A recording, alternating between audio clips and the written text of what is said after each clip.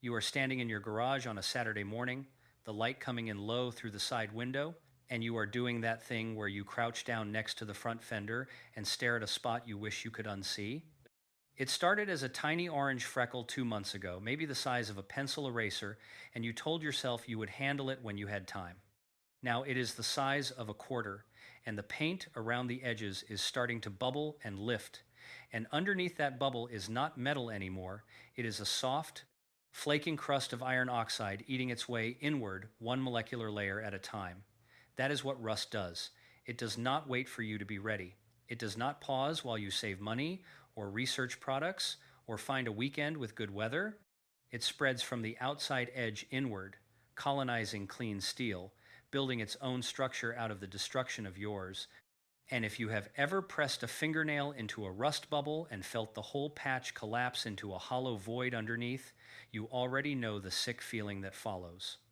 So you did what every responsible car owner does. You went to the auto parts store.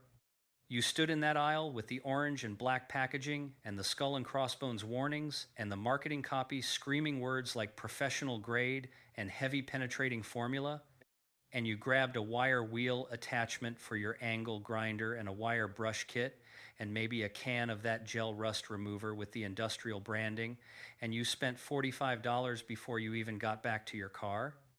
Back in the garage, you put on the safety glasses and the gloves, and you hit that fender with the wire wheel, and what happened next was completely predictable to anyone who has done this before.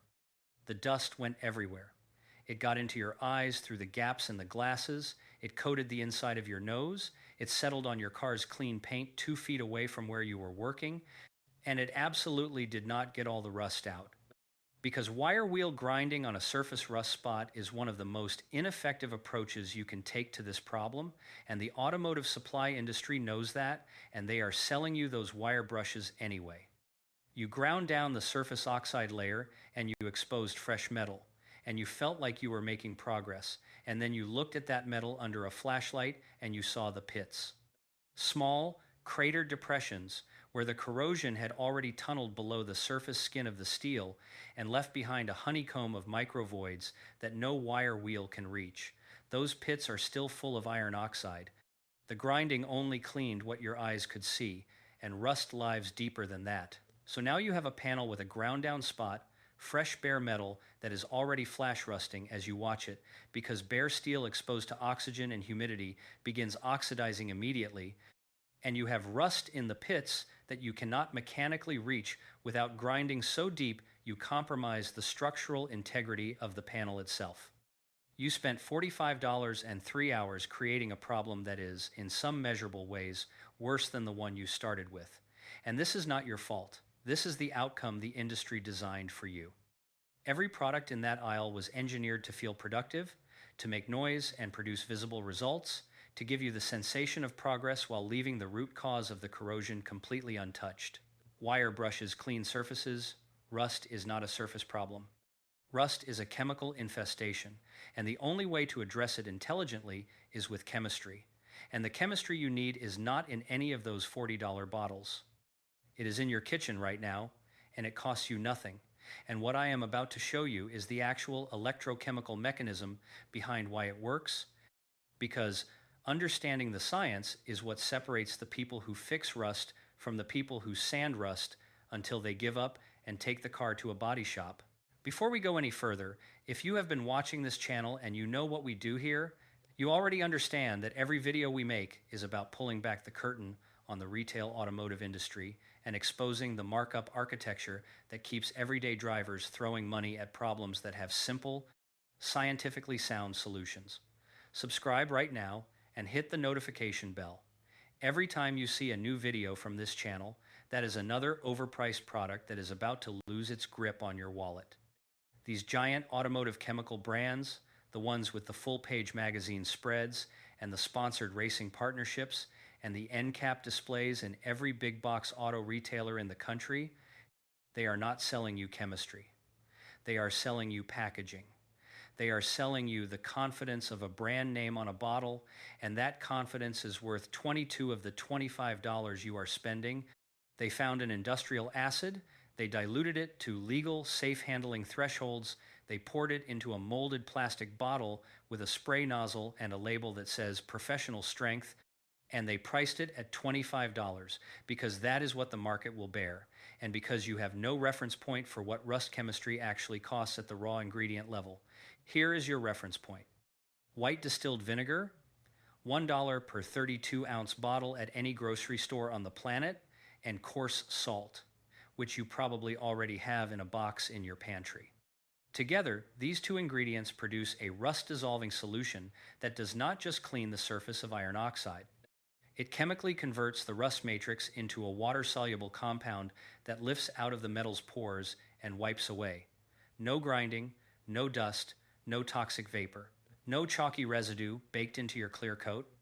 Let me explain exactly what is happening at the molecular level, because this is where most automotive content creators skip the part that actually matters. And if you understand the mechanism, you can optimize the process yourself. Rust is iron oxide, specifically a combination of iron 2 oxide and iron 3 oxide along with iron oxyhydroxide, all of which form as bare steel reacts with atmospheric oxygen in the presence of moisture. The resulting compound is porous, brittle, and structurally weak compared to the base steel, but it adheres extremely well to the underlying metal because it forms directly within the crystal lattice of the iron at the oxidation front. This is why grinding works poorly. The oxide is not sitting on top of the steel.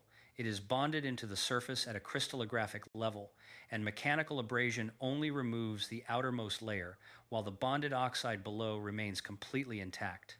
Plain white vinegar is acetic acid at approximately 5% concentration in water. Acetic acid is a mild organic acid, and by itself it will react slowly with iron oxide in a process called acid dissolution, converting the oxide into iron acetate and water. Iron acetate is soluble, meaning it disperses into the liquid phase and can be rinsed away. This reaction works, but it works slowly, because the rust surface passivates under acid attack, meaning the outermost layer converts first and forms a thin product film that partially shields the underlying oxide from continued acid contact. This is why plain vinegar soaks take hours, sometimes overnight, to produce meaningful results on anything beyond the thinnest surface oxidation. Now you add the salt. Sodium chloride dissolves immediately in the vinegar solution, dissociating into sodium ions and chloride ions. The chloride ion is the critical actor here, and what it does to the passivation film is the entire reason this combination is so dramatically more effective than vinegar alone. Chloride ions are known in electrochemical literature as aggressive ions, specifically because they attack and break down passive oxide films on metal surfaces. This is the same mechanism responsible for why road salt causes such catastrophic corrosion on vehicle undercarriages, and we are weaponizing that mechanism in a controlled, targeted application. The chloride ions continuously disrupt the passivation layer as it forms, preventing the product film from shielding the underlying rust from ongoing acid attack. This creates a situation chemists describe as halide accelerated dissolution, where the acid reaction is no longer self-limiting. The acetic acid gets continuous, unimpeded access to fresh iron oxide throughout the depth of the corrosion layer, and the conversion reaction proceeds rapidly all the way through the rust matrix until it reaches the clean base steel. The solid orange crust becomes iron acetate in solution. The pits, which ground down to be unreachable with any mechanical tool, are being addressed at the chemical level by a liquid that flows into every void regardless of size or geometry. This is not a surface treatment.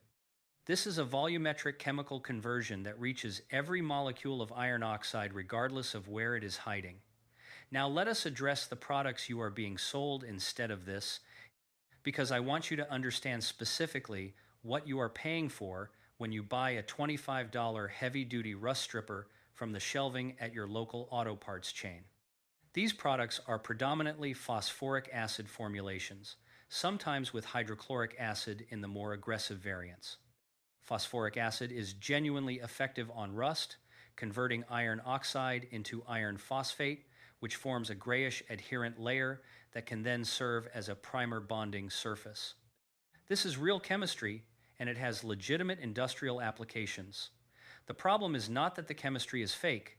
The problem is the uncontrolled application context, the concentration levels being used, and what the acid does to everything adjacent to the rust spot you are treating. Phosphoric acid and especially hydrochloric acid formulations are aggressive not just to iron oxide, but to the surrounding automotive paint system. Your car's finish is a layered stack starting from bare metal, then primer, then color coat, then clear coat. The clear coat is a cross-linked polyurethane or acrylic urethane resin, typically 60 to 100 microns thick, and it is what gives your car its gloss and UV protection. When you spray an industrial rust remover gel onto a rust spot and it runs, drips, or contacts adjacent painted surface, the acid component begins hydrolytic degradation of that polyurethane network. You may not see damage immediately. What you will see 3 to 6 weeks later is chalky, dull, whitish discoloration in the area where the product contacted your paint. This is called acid etching of the clear coat, and it is not a surface blemish you can polish away. It is structural degradation of the polymer matrix, and restoring gloss in an etched area requires either heavy compound cutting to remove the damaged layer, which reduces your remaining clear coat thickness, or repainting the panel entirely. So you paid $25 to remove a rust spot, and you created a paint damage situation that costs $200 to $400 to properly address. The math on that transaction is not complicated. Here is the exact protocol for the vinegar and salt method done correctly, and I want you to read this carefully because the application is simple, but the neutralization step is not optional, and skipping it will cause active harm to your panel. You need white distilled vinegar, standard coarse salt, a clean cloth or several layers of paper towel, a separate container with fresh water mixed with a generous amount of baking soda, and a clean, dry rag for the final wipe. Mix 1 cup of white vinegar with 2 tablespoons of coarse salt in a small bowl or cup and stir until the salt is fully dissolved. The solution should be clear, not cloudy.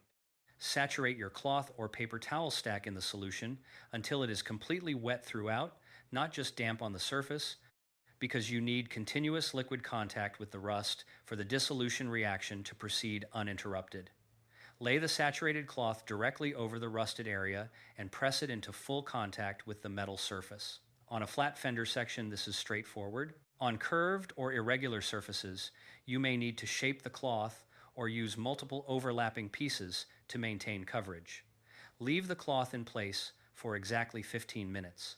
Do not go longer than 20 minutes on your first application, especially on thinner sheet metal panels, because extended chloride contact on bare steel can begin to cause minor surface etching of the base metal itself. After 15 minutes, lift the cloth and look at the rust zone. What you will see is that the orange iron oxide has converted to a dark, almost black or brown wet film. This is the iron acetate in solution mixed with partially converted rust, and it wipes away with almost no mechanical effort. Use a clean section of cloth to wipe the area and you will see clean, gray, bare metal underneath. Deep pits that were previously full of caked rust will now be visibly cleared of oxide. If any rust remains, which can happen on very thick deposits, repeat the application one more time, but do not layer applications back to back without the neutralization step in between. And now, the critical warning, and I need you to understand that this is not a precautionary footnote. This is a mandatory step without which you will cause serious damage to the panel you just cleaned.